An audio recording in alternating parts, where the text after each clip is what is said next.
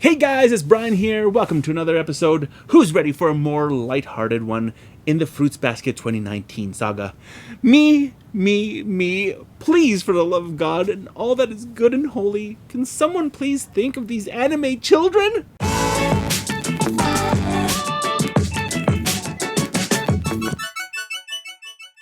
This episode in this epic sadness saga is what people call in the industry a filler. But it's not to say that it isn't an important one for our lovely main characters. This episode is about whether it is better to have loved and lost than to have never loved at all.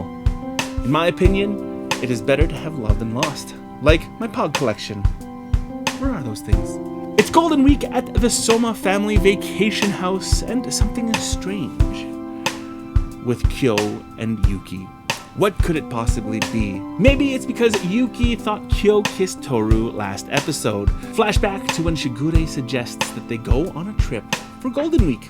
But why?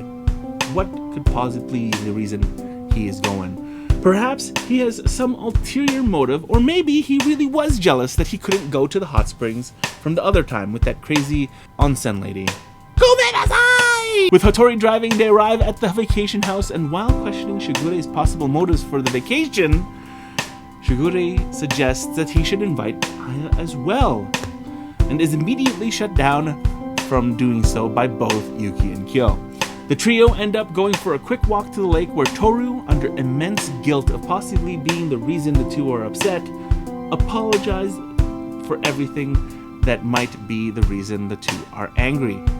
The two look confused as Kyo trips over Jason the bear's paw print. A little joke from earlier in the episode. In fear of Jason, Toru starts freaking out when suddenly she falls over a small cliff. Back at the cabin, Shigure telling Hatori to relax. Hatori realizes that Shigure's actual motive is probably to comfort him, as we find out that Kana, his past lover, was recently married. If you haven't seen that episode, check it out. Realizing a kind gesture, Hatori is able to relax a little bit. Back to the fallen Toru, the rat and cat were able to soften her fall, and they basically turn into their animals. As the two begin arguing about whose fault was for their current situation, Toru becomes relieved, finally seeing the two acting as they normally do. They sort of come clean about what was wrong. They both say they weren't feeling well.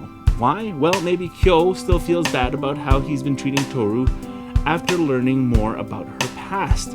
Yuki, on the other hand, is upset because of what happened in the last episode. The other two main characters of Fruits Baskets, Scribble the boy, and all the flashbacks, and that gosh darn hat. Now that Toru is cheered up, the three decide to visit the lake the next day and head back to the cottage. The next day comes, and before the trio leaves for the lake, a sleeping Hatori intrigues Yuki and Kyo, as they never seen Hatori let down his guard like that before. The kind Toru runs and gets a blanket and is praised for doing so by, surprise, Aya-chan has arrived. He references Kinpachi Sensei as the reason he's there. If you don't know who that guy is, he's a 1970s thing. It's a show that great teacher Onizuka is kind of based on, if you've never seen that before. So totally check it out. But yes, the reference of Kinpachi Sensei hints that there's a reason he's there, to be a good friend for Hatori. The boys and Toru once again head to the lake, finally reaching the view.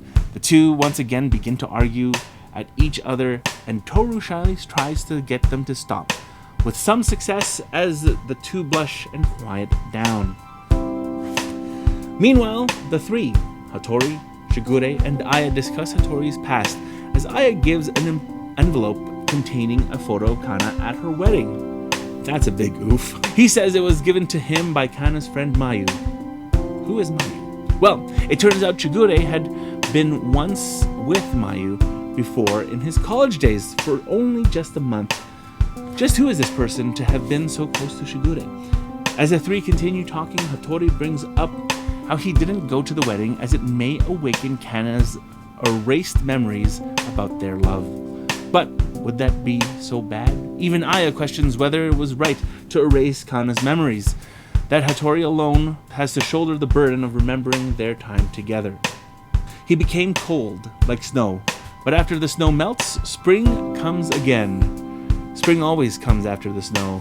Remembering these words from Toru, Hatori is certain that being able to have a short love with Kana is enough. He thinks it might even be for the best for cursed members of the family. Could this simply be because cursed family members are unable to give human physical affection? Or could something more sinister be the reason cursed ones are unable to find love? He reminisces about his past love and realizes he should be happy to have even loved at all. Thinking about the new trio of Toru, Kyo, and Yuki, wishing for them to not make the same mistakes as him. Talking about possible future love, Shigure thinks about the possibility that Hatori finds the one in the future, as he still has his whole life ahead of him. He thinks this silently to himself, as we get a look of exactly who this Mayu person is. A high school teacher, in fact. Great teacher Oni's... Nope, that's not it. I mean, Mayuko-sama. We catch a glimpse of the photo she took with Kana, as the two are very good friends. What could be in store for Mayu? Could she be the one for Shigure? Or is Shigure suggesting she could be the one for Hatori? Can cursed family members ever find love? And is it really better for you to have loved and lost than to have never loved at all? You know what? I lost those pogs, but I'm glad I was able to make many memories with friends, playing with them after class in the schoolyards in Montreal. That was a long time ago. But what do you think? Should Hatori be content with the short time he's had with Kana? Should he stop Toru from falling in love with the cursed member?